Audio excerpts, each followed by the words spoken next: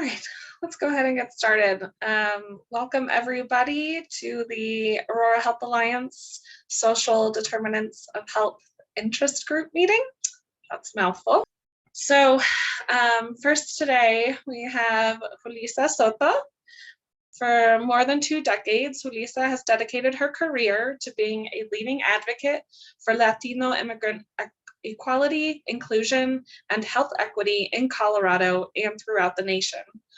From working with teen parent programs and serving on the Colorado Vaccine Equity Task Force to promoting health equity at the American Diabetes Association, Julissa has pioneered a wide range of programming designed to empower marginalized communities.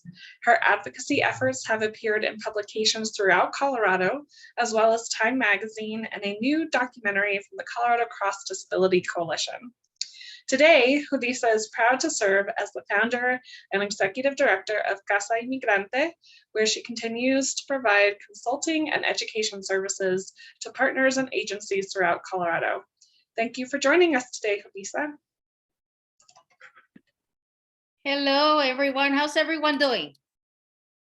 Just go like that. Yes, exactly. You guys know what I was going to ask. And you guys know that you can be on your phone texting, getting some coffee and all of this, but I'm going to be asking questions. So I need you to be very attentive because I might call your name on my presentations. I like everyone to be involved. I'm an extrovert. I get really bored with presentations. So when I present, I try to involve everyone so everybody can be alive and active. My name is Julissa Soto, and you heard a little bit of my bio, but I wear many hats. I am the founder and executive director of Casa Inmigrante. My nonprofit will be well and live in January of 2022. I am also the Office of Health Equity Commissioner. I'm also the Suicide and Prevention Commissioner too. I am the Immunize Colorado Vaccine Sunday Ambassador. And I am so many things, guys. So I have done so much. You know, when I look at when they're reading my bio or when I'm presenting, that's the time where I can hear all the work I have done in United States because I was born and raised in Michoacan, Mexico. And I thank the Lord, first of all, for everything, all the opportunities I had in my life. I also thank Colorado Access because of Colorado Access, I'm here doing this presentation, right? I do health equity. I'm a health equity consultant also, so I do lots and lots of work for the race. So today my presentation will be on vaccines, effective outreach into the Latino community, the immigrant community, and what's health disparities, how those health disparities interfere with the work I am doing, right? So let me tell you a little bit about my work with vaccines, and I assume that most everyone in here knows what is health disparities, right? Can somebody tell me a disparity? Just give me one disparity that you will say it's a disparity. Examples of health disparities. Poverty. You got it. What else? One more. Rates of diabetes in certain communities. Exactly, especially in the Latino community, right? So I don't need to explain what's health disparities to all of you guys, the expert. But what I need to explain to you is the challenges that we professionals also face with health disparities. Me being a Mexican woman, Latina, with an accent, born and raised in Mexico, a lot of the times people forget to do language justice when they're speaking with me, right? Everyone assuming here, well, she speaks good English, so she understands everything we're talking about. And I always like to ask in here, and I always like to ask people, is English your first language, right? I always ask that. And why do I ask that is because I am understanding that not everyone, even though if you speak good English, that doesn't mean that you can translate in your brain as fast as we're speaking. So we need to give some respect to those who don't speak, who English is not their first language, right? So And here, I know that it's somebody here from another country, were born and raised in another country, raise your hand if you were born and raised in another country. Okay, no one, oh yeah, Katia Blanco. Katia, ¿de dónde, where are you from? You see, I wanted to speak Spanish. That's yellow. Hi, everybody. My name is Katia Blanco. I was raised and born in Costa Rica, so I'm a Costa Rican. You're a tica. Okay, so Yeah. for Katia and I, when we speak, like you can hear, she speaks very good English, but when we're speaking, our brain is going 1,000 miles per hour. Your brain automatically understands the language, right? For Katia and myself, you know, it takes a while to process whatever we're saying in here. So I want to give some respect to Katia and others that English is not their first language. So I'm going to speak a little bit slow because I speak really fast because I'm always going 1,000 miles per hour. So I speak really fast, but now I'm going to speak slowly. And I have an accent also. So I want you guys to understand my accent. A lot of the times people say, well, you have an accent, I cannot understand. But for me, my accent is sexy and pretty. So I'm like, shoot, I can hear people with accents all day. So I started my vaccine work back in, say that again, Katia? I feel the same way. I know, right? Some people's like, I don't understand you. And I'm like, what? At least say that you understand something that I'm saying. And I do believe that the accents are sexy. That's my own Julissa Soto personal opinion. I'm not wearing my hat, my working hat right now. I'm just saying Julissa think that way.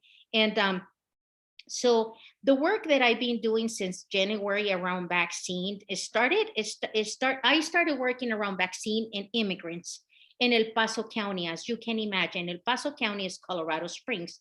It's a lot of, over there, everybody is super conservative, the city's super white. So it was very different for me to work in a city like that around vaccines. And then I started my work with Colorado Access, working in the Denver metro area. And when I started in the summer working with Colorado Access, I wanted to analyze, you know, the zip codes, the cities that they needed more the access to vaccine. It was a huge health disparity right here because a lot of people assume that everyone it's on Medicaid, everyone who's low income is on Medicaid, everyone has access, you have Medicaid, you're good, which is not necessarily true. Our community, not because they have Medicaid, they know how to access those services or they know how to navigate the systems, right? So when I started working with Colorado Access, I started noticing that most of the people that approach the health equity clinics that I put together were on Medicaid. And I started asking this question, mija or mijo, right? Because it was man or woman, mija or mijo. You have Medicaid, why you didn't make an appointment to get your vaccine, right? And one of the answers I got, it was like, first of all, Julissa, a lot of the people who are at the front desk who look like Latinas like us, they tell me, I don't speak Spanish. I don't understand you. This is my own community discriminating against my own community. Do you see the disparity between Mexico Americans and immigrants? So I was like, okay. Another reason was that you make it more cultural. Everyone in here speaks Spanish. When we go to the clinic, it seems like we're asking them to borrow money, to asking them for favors just to answer a couple questions. When we approach you and your team, you have a big smile and say, how can I help you, mijo? And I do say, ¿en qué te puedo ayudar, mi niño? What's up, mi niño? Because I know that you're coming to my vaccine events knowing that you're gonna get treated with respect and dignity. I feel the safety net clinics, federal qualified low-income clinics have a lot of work to do. And in here, I can speak freely. And if you want to complain about me or what I'm saying or my presentation, mi niños, well, complain to me because I'm my own boss, which is lovely now.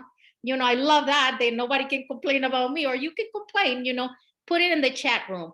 And, you know, and whomever, you know, Katia, if you can read whatever people's asking in the chat room too, if you want to ask some questions as I go and Katia can help me out, because Katia, we're going to be a team, you and I. you can also ask me those questions as I'm presenting, right? So one of the other reasons that the community was saying, they were like, okay, Julissa, I just had a clinic for children 5 to 11 years old. You're trusting me with your kids. Latino families, their kids are everything. I know for all of us in here, white, purple, orange, yellow, we love our children. We do. But Latino families is like, we hug into them and we don't want them to go. They're 40 years old and they still live with us. If you're not married, you can still live with us. You know, that's Latino families for you guys. So, you know, these families were trusting me with their kids. And I say, and I did ask, do your kids have Medicaid? They say yes. Why you didn't take them to the pediatrician? You know, in here, nobody's pediatric. We're not even close to that. And they're like, are you kidding me? No, we wanted to come to your vaccine parties because what I have called my health equity clinics, I call them a vaccine party. I almost want to hire mariachis too, but you know, I don't have money for that. But anyways, you know, I know for real, it's like, you know, every time I organize a health equity clinic, for me, it's organizing a quinceañera. It's organizing, you know, it's organizing my own party. What would I like? What would I like to see? How do I want people to greet me, right? So what the disparities I have seen in the Denver metro area, Arapahoe County, since we're talking about Arapahoe County in here, you have a very diverse population. I live in Aurora for 19 years. So you can tell me any different. But you also have we also live in one of the most racist towns, right? We are diverse, but it's a lot of racism and classism here. So when we're organizing these clinics, you need to think about the community you're representing. First of all, you know, I'm not saying that an African-American person cannot organize an immigrant with the Spanish-speaking community clinic, but you know, you will be more successful organizing a clinic with your own community. A lot of the times people tell me that I discriminate. No, I don't discriminate. I'm inclusive. I'm including my community. So for me, I'm inclusive. I'm including a community to a community that is not ready for us. So for me, I take it as I'm inclusive. I am very inclusive. Mijo, I'm bringing my people with me. So when people say I discriminate and I only want to work with immigrants, that's not necessarily true. It's because I know that Jennifer or Suzanne or Madison, they already understand their own community. So if I partner with them, it's because we're going to attract the Anglo community and the immigrant community. I represent that community. Madison is going to represent the Anglo community, and we can kill it and we can rock it. But don't try to get into my community when you're not part of my community. You don't know my struggles. You don't know where we come from. You know, in one of my events, the bus state brought the highway patrol, not the police, not the sheriff department, the highway patrol. The highway patrol are best friends with immigration. So when I find out in one of my events, the highway patrol was present, I said to the highway patrol, either you leave or I cancel this event. But I'm not gonna be related with something that we're very afraid of. I came to this country 22 years ago in the trunk of a car. Yes, I was undocumented. No shame on my game. I'm a US citizen now. And that's why I'm speaking the way I'm speaking. I used to be horrified by the police. Now tell me the highway patrol? No, mijo, it's over. Don't have security or the highway patrol. What kind of message are you sending to the community when you bring the police to your event, to your community, that you're afraid of them? I was in Montbello.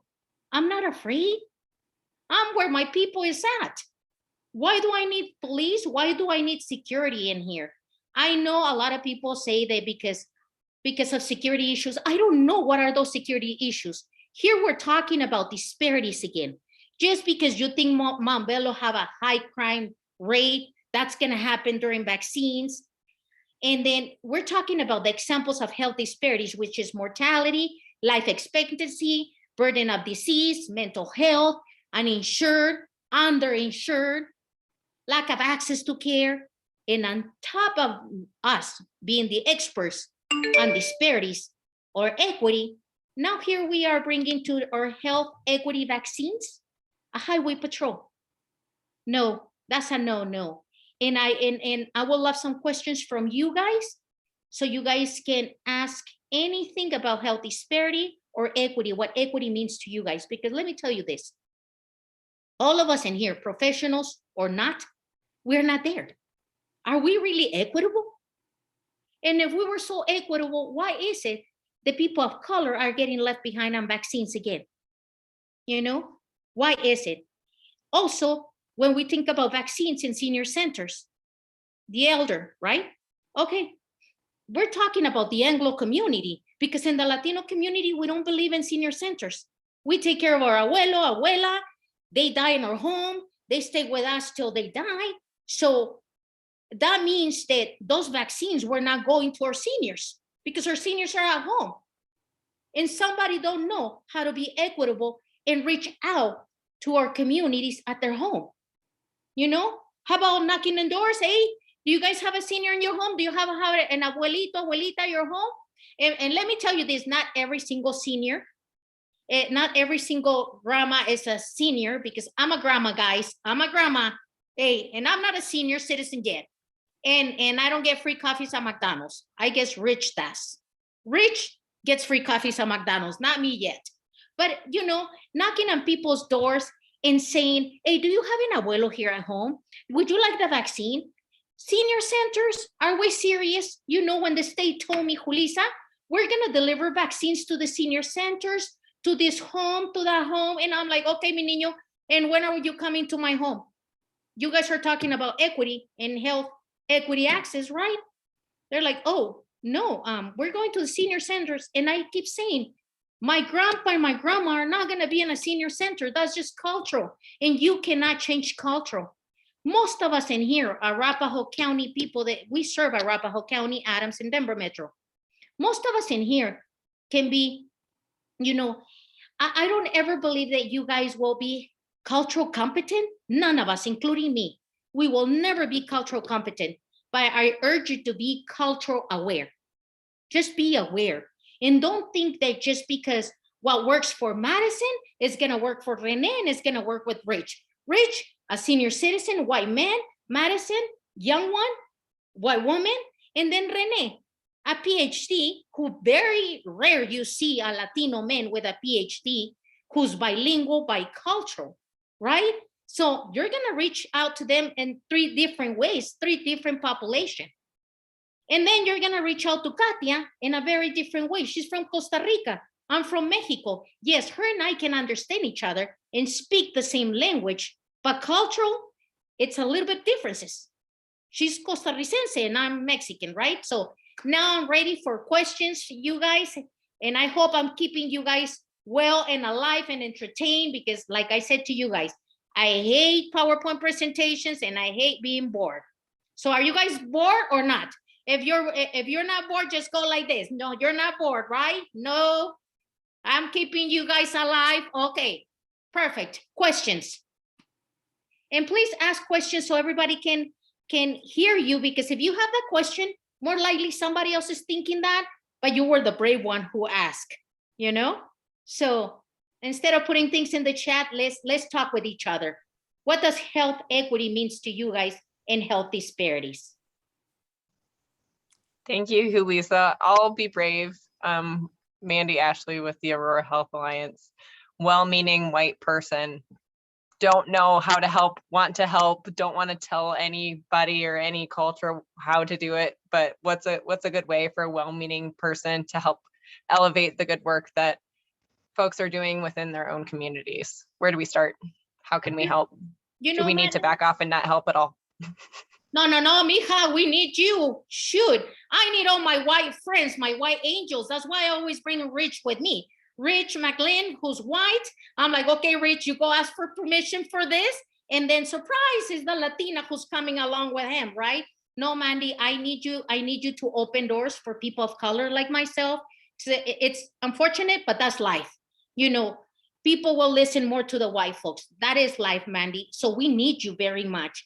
And we also need you to reach out, you know, yeah, boss moves, exactly. So, you know, I need you to raise awareness and speak about colors like we're speaking in here.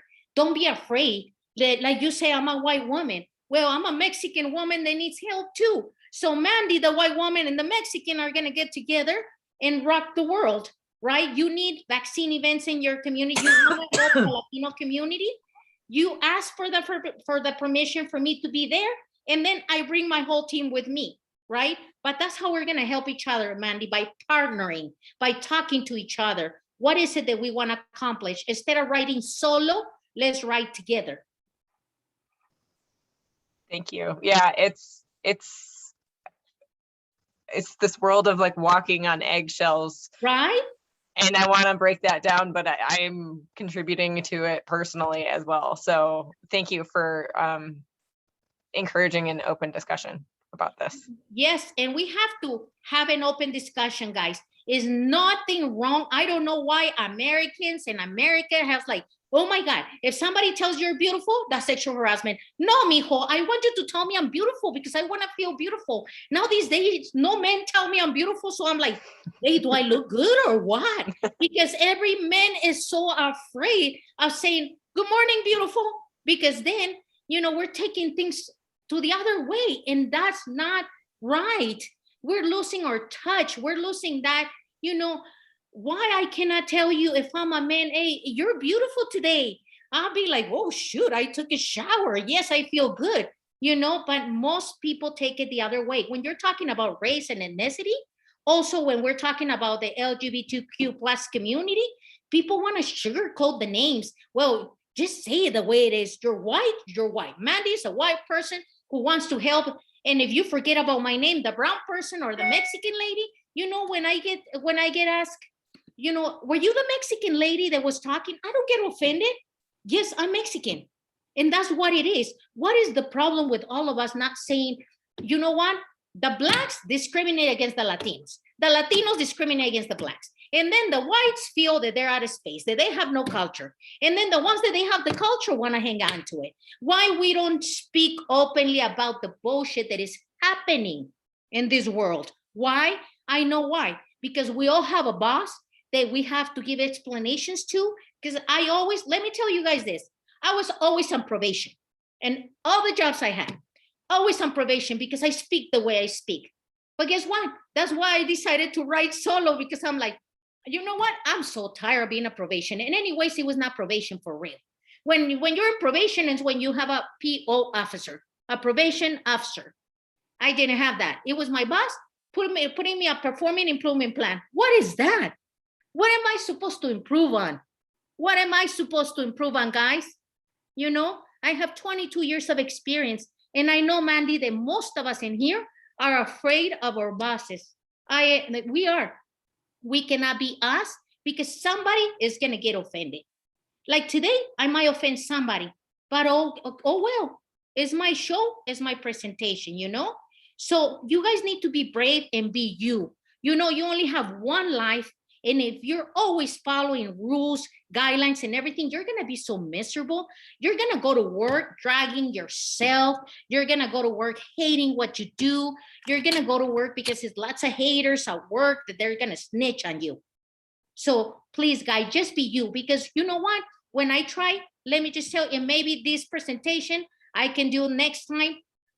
I'm an attempt survivor, right? Once upon a time, I tried to kill myself. Yes, I did. And you know why? Because I tried to be white, because I tried to integrate, because I didn't fit with the Mexican community anymore. I'm an outspoken Mexican woman. For the Mexicans, I'm not Mexican. For the whites, I'm not white.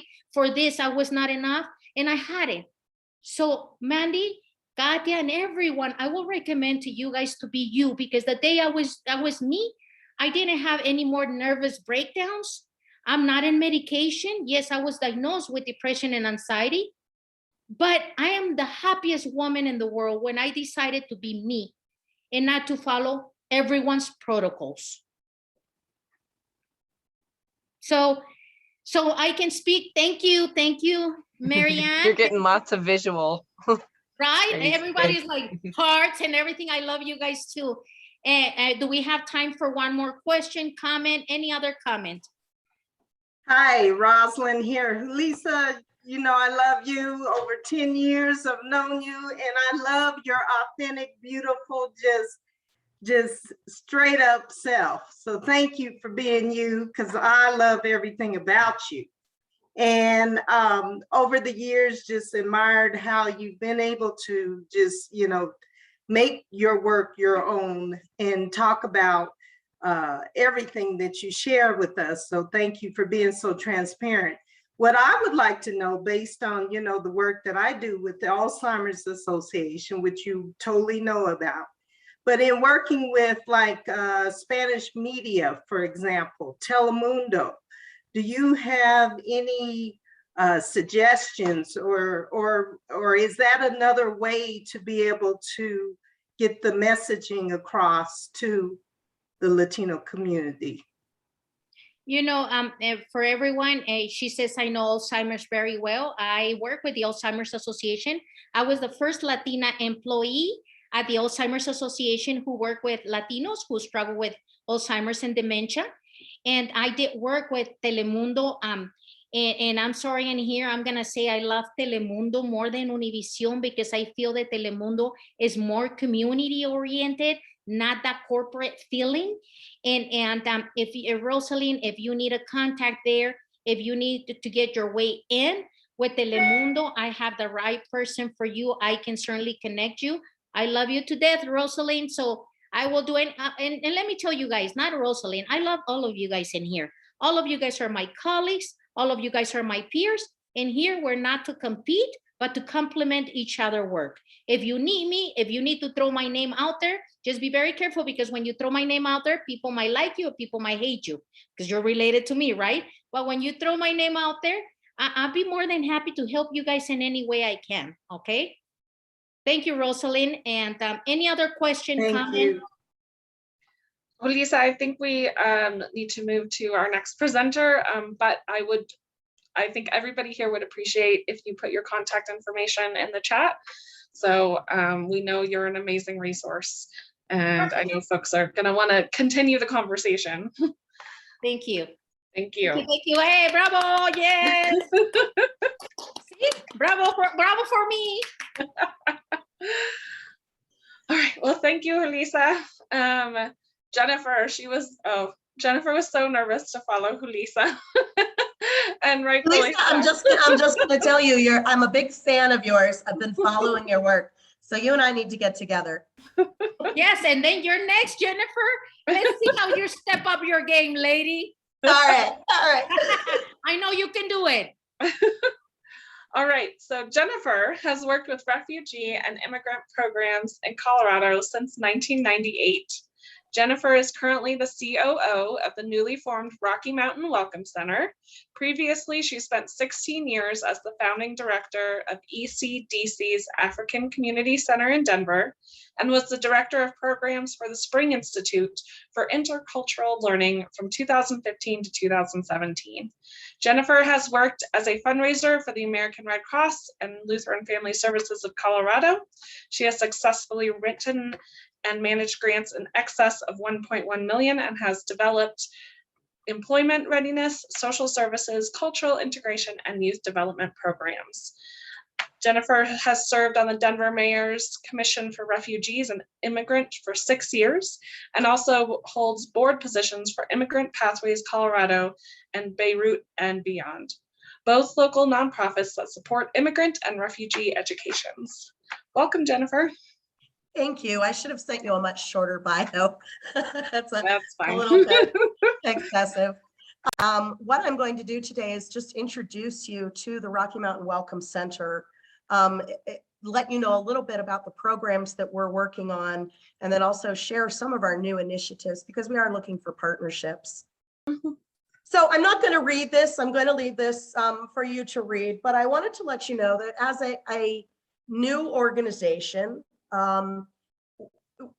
basically this organization is the dream of my executive director, Diana Higuera. Her having worked with the Latino population and my having worked with the refugee population brought us together to a place where we said, you know, there are so many different immigrants in our community, and yet refugees are really the only ones that receive hard services. They're really the only one for whom there are programs available. And so that's really why we opened this organization. We are looking to serve immigrants of all backgrounds and all status.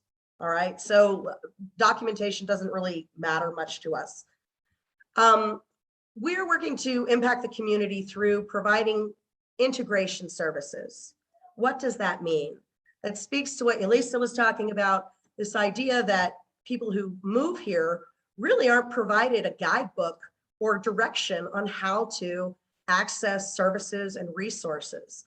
And so we're trying to put together programs that will do just that by using community partners, mostly other nonprofits, but also influencers from within the refugee and immigrant community.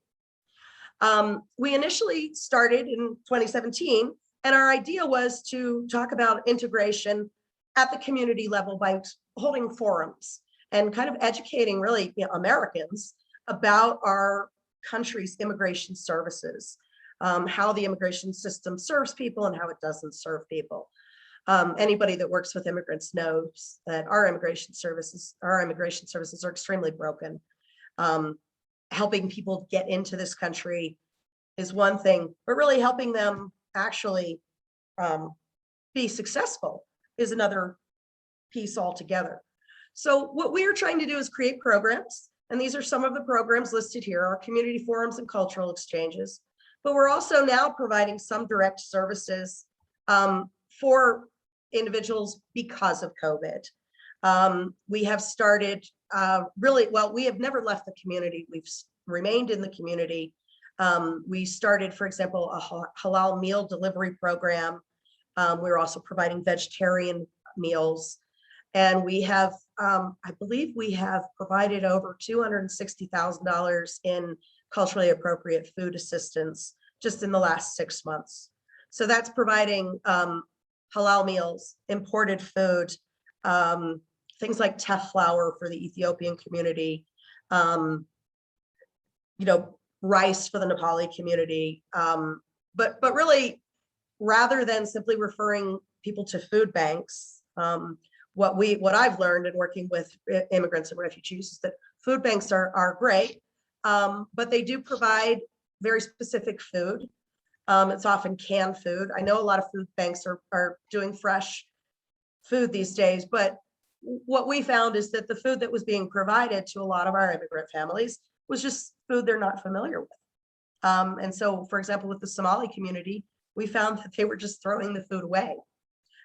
So we're now working with the food justice community to try to make some changes with the food bank system and make sure that we can get more culturally appropriate food into food banks. Our navigation services are just that. We have a care team that provides very limited case management, but we are working to augment services that are provided, for example, by the refugee resettlement agencies. When people first arrive to the country as refugees, they have a caseworker that provides services for about 6 months, really until you're employed. But somebody who comes here on a diversity visa doesn't get any assistance. So they're really dependent on their community. And as Julissa mentioned, that's often not the best place to get information. Folks who have already gotten here aren't always interested in sharing information with newcomers. And so I think that's something we all need to be aware of, because I think there's a big assumption that because you have someone in the Oromo community doing some work on COVID outreach, for example, there's an assumption that you're reaching broad swaths of the community when you're probably only reaching, 150 to 200 people. So you've got to be very aware that just because you've got an initiative with one community, that it's actually reaching all of those partners. I've learned this doing COVID. The COVID outreach that we've done, we've literally had to redevelop our program for every ethnic community we work with, because the way that people communicate is very cultural and very different. Some of the integration programs that we're talking about are listed there, but as you can see, what we are trying to do is provide information. How do you do this? So our Girls Rule the World program is for first generation teen girls. We're talking about how young women adapt to life in the United States. while having a foot in two cultures. So you come here as an immigrant, say from Mexico, your parents have a certain expectation about how you should behave. And yet when you go to high school, there's a whole other expectation from your social group, and the ideas of how to carry you forward into your community are very much based on American values. So what we're working to do is really educate young women, but create communities of support as well. Our Rocky Mountain Readers Program has just relaunched at Placebridge Academy in Denver. We have found a great deal of illiteracy among our students. We have seen a great deal of learning loss. So we're very excited to begin working over there. And we will begin a parent piece as well to help parents work with their children. One of the things I wanted to talk about was our ongoing or our new Afghan services. We are going to begin serving Afghan refugees. Just a little bit of background. I don't know if you can see all this with the Zoom call and everything kind of in the, whoops. Clearly I haven't done PowerPoint for a long time. If you listen to the news, you are probably aware that a large number of Afghan individuals are going to be arriving in our country. They have been arriving actually, for the past 3 years, but for recent arrivals, we are seeing people arriving very quickly and with very little notice. So as you begin to come into contact with Afghans through various service provisions, keep in mind that one, they're coming through very different pathways through the immigration programs. We have people coming through the special immigrant visa program, which means that they worked for the US military in Afghanistan. They either worked as interpreters or guides. And so a large number are coming in through that program. They're also coming through just as basic refugees with a refugee visa. Refugee denotes well-founded fear of persecution if you were to stay in your country of birth. So people who have been able to get processed could actually arrive with a refugee visa. The United States government also then applied a Band-Aid situation because of the large number, 30 to 45,000 people. And so they have designated humanitarian parole. Humanitarian parole allows you to enter the country, but then you are responsible to apply for asylum, which entails quite a bit of money. You have to engage an attorney, and you have to go through a legal process. So know that any Afghans you come into contact with may have very different circumstances. One thing we all know is that they are going to have limitations on the culture orientation and navigating our community. Okay, they are coming from a very different culture, and they're also extremely traumatized. Our government is trying to make things easier, and probably will release some funding to assist with the asylum process. But typically that's about $30,000 a person to have a good attorney and file for the asylum process. I may be overestimating that, maybe 30,000 for a family, but it's not the way we normally do things in this country. Typically, we bring refugees in, process them through the resettlement agencies, and then you kind of expect them to just integrate into the community, which doesn't happen, which is of course why we're trying to fill that gap here in the community. Let's see. Very quickly, just wanted to, and this was a slide developed for another organization, but wanted to let you know a little bit about our website because we are looking for volunteers. I'll just put a shout out here. We are looking for board members as well. So if that's something you have an interest in, please contact me directly. All of our programs, however, are going to be looking for volunteers because integration does not happen without people who already live here welcoming and opening the doors for newcomers.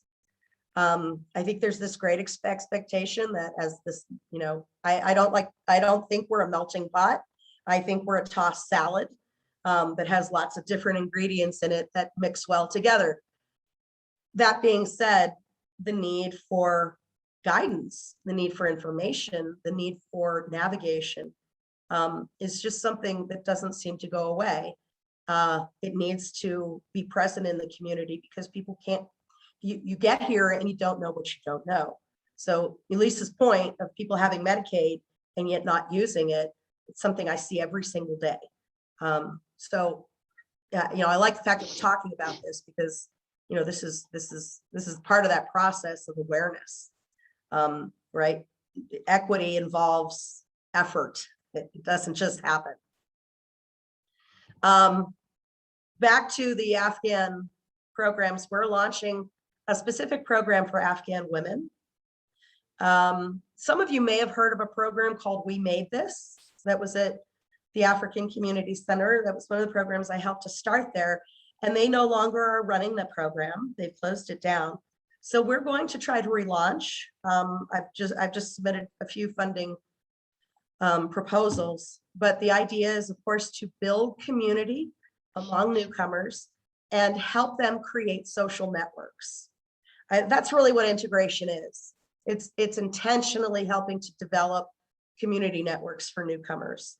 And it's something that has to be done with purpose. It's, sometimes you'll meet somebody at your job and you become friends, right? But if you're new to this country and you're sitting at home with 3 or 4 small children, the likelihood that you're going to develop social networks on your own is very slim. You will perhaps meet other people who speak your language, but the likelihood you're going to meet and find American friends or Latina friends or Asian friends doesn't happen without some intentionality. So that's what our Sewing Circle program is going to attempt to do, is bring women together and create networks of support for these newcomers so that they can help to be the stabilizing factors in their families. Often we see women who don't learn English and don't go into the workforce. They stay at home and then their children become fluent. And then there's a huge power displacement within the family, which causes conflict. So we really want to engage these women and help them be part of our community.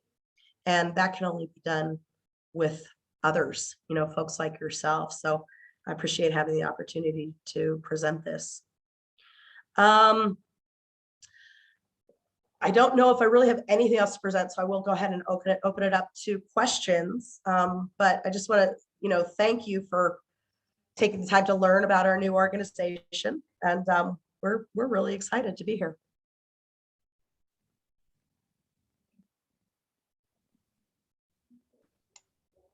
I did have a question, Jennifer. Sure. You had mentioned 2 major key factors, and one was cultural something, and then the other one was navigation. And it seemed like you repeated Cultural orientation. Orientation. Right. So learning the rules of the society that you live in. It's one thing to take somebody to enroll their child in school. But if you think about your own elementary school experience, unless you've been abroad, you may not be aware of how different it is, how different we do things here. The fact, for example, that teachers aren't allowed to discipline children physically, right? Sure. In other cultures, that's very much an expectation. And so to call a parent and expect a parent to take on the discipline can often be very unsettling for a parent because they don't understand, for example, why are you calling me? You are supposed to be handling that. Concepts of homework, parent-teacher conferences. These are very culturally specific things that we do normally because we know the rules. But somebody coming here really deserves to be told, this is how we do things. We'll show you how. And that's just something that I just think our immigration system just assumes that people will just jump in and figure it out. But what a disservice we're doing to people, to allow people to come here and often be at the mercy of their own community. If you have, I'll talk about the Ethiopian community. The Ethiopian community has had several ethnic wars in the past 50 years. And so just because you've got an Ethiopian nurse at a clinic does not mean that all Ethiopians are going to go there, because the Ethiopian community is divided into 24 different ethnic groups and languages and religions. So you really need to understand, I mean, for me, it's important that I understand the difference between an Amhara person and an Oromo person. Sure. Because they have very different experiences, very different backgrounds, and very different expectations. So, knowing these things can help you better serve someone, but most of us also don't know these cultural differences, right? So that's why integration involves intentional learning about other cultures, learning about who is in our community, and then providing navigation so that they have someone to call. And that's just, there just is not enough money for navigators. Julissa, like, I would love to sit down and talk to you about how do we get more people of color into our systems. But I don't know if that's even the solution. I think our country needs to embrace cultural diversity. Like, that needs to become a movement again. I don't know if any of you remember back in 1990, before September 11th, but our country was moving towards very positive relationships with Mexico. We were talking about multiculturalism as a good thing. And of course, things just shifted. And I think it's time, to go back to that. But the only way that can really happen is we do talk about cultural navigation as a serious community need. So I'll just put that out there.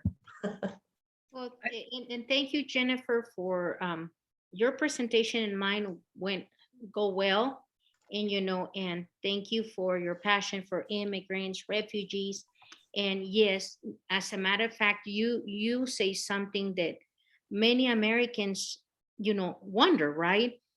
Some of the white folks, I have even heard them say, well, if they cannot integrate, what are they doing here in the United States? They do say that crap about us, right? Yeah, right. Well, let me tell you, ladies and gentlemen, we come here for a better life. I am a better Julissa economically and a better person per se. I love United States. I'm a naturalized U.S. citizen.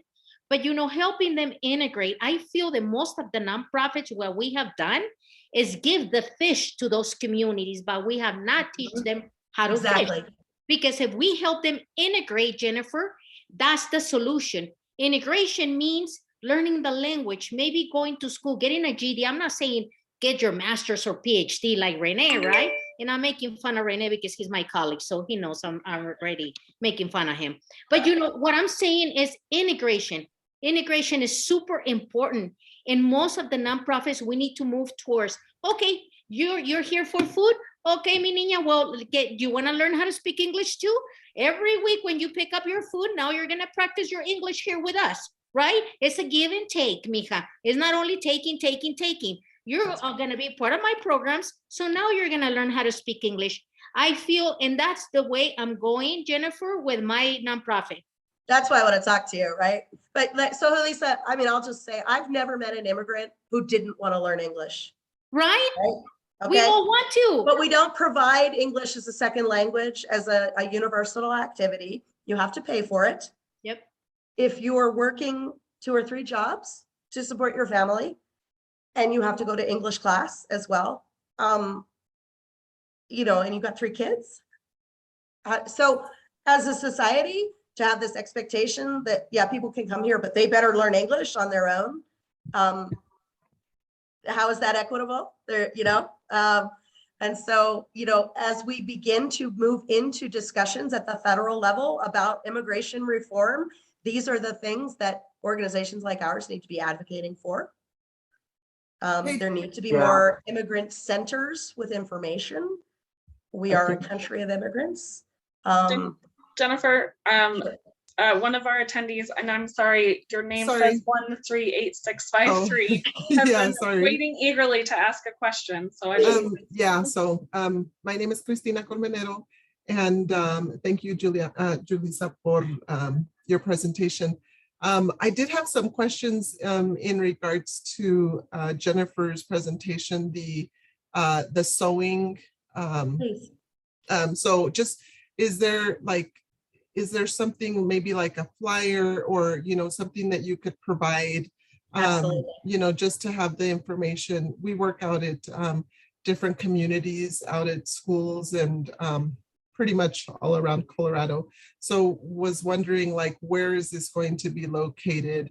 Can we refer I'm sitting in people an empty office. You know, things like that, that would be really important, I think, you know, because we do talk to a lot of immigrant families and, you know, from all around the world. So thank you for that. I will see if I can put up our flyer in the chat for the Sewing Circle program. I'm sitting here in an empty office. We've just moved into our new office. We're located at East Iliff and Havana, just on the southeast. Okay, so in Aurora? In Aurora. Okay. Okay. But I'll see if I can get that flyer either sent out to you or in the chat. I'll figure out if I can do that. Okay.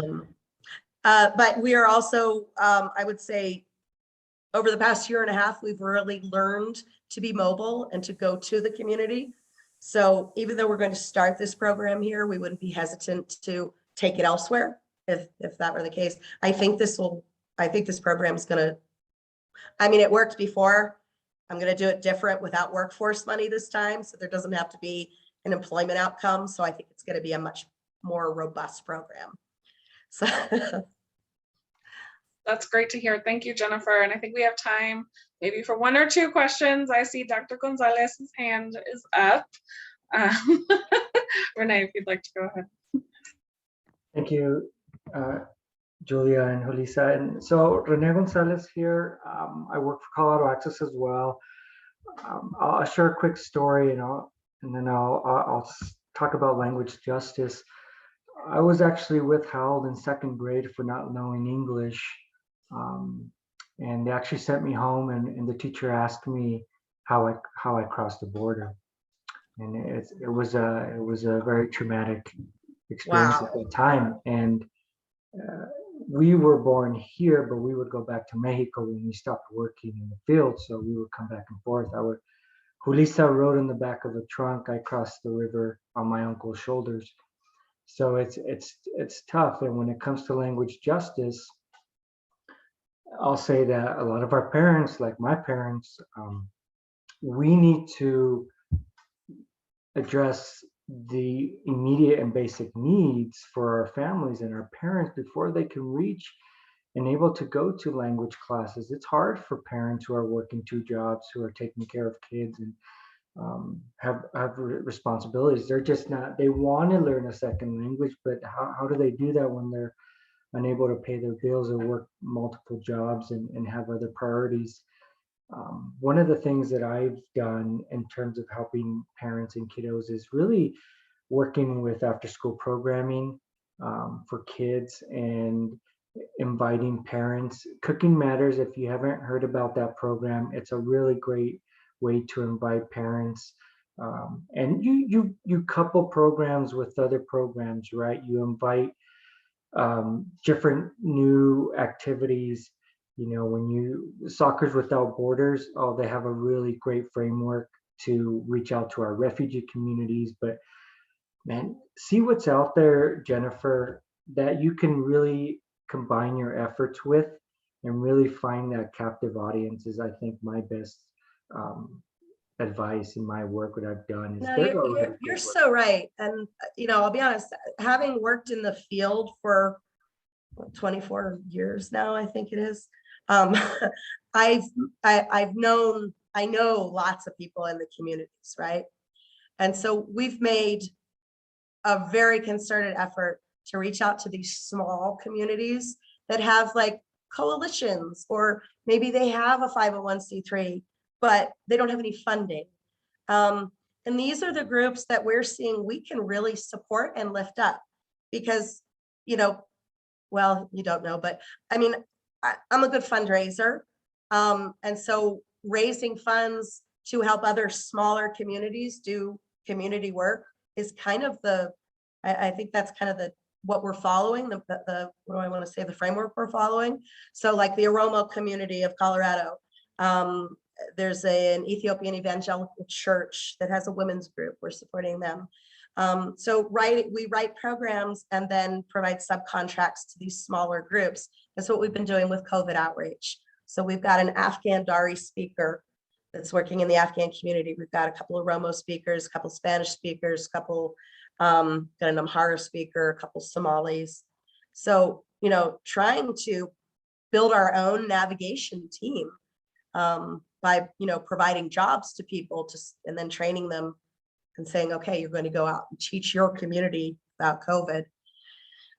So anyway, just that's kind of the mission we're trying to follow, is finding smaller groups and smaller communities that don't have money and don't know how to raise money, right? Because that's a very American thing, right? Give it, you know, charity and grant writing. That's something that's very, you know, it's very culturally specific. So knowing how to do that and then transferring that to these smaller communities is, I think, one way we can help to develop some equity. Yeah, after school programs, I hear you. Those are so key, which is why we're starting to work with young Latina. Well, I'm sorry, young immigrant women. We have a Latina cohort going, but yeah. So please, I encourage you to check out our website. And if you've got any ideas or ways to partner, we are absolutely open to partnership. If you need to reach immigrant communities, come and talk to us, because we can probably find somebody. Well, So thank you, Jennifer. Thank you. And thank you, Julissa. Thank you both for your very engaging, very informative presentations. We really appreciate it. So thank you so much, everyone. And I hope you all have a great day. Thank you.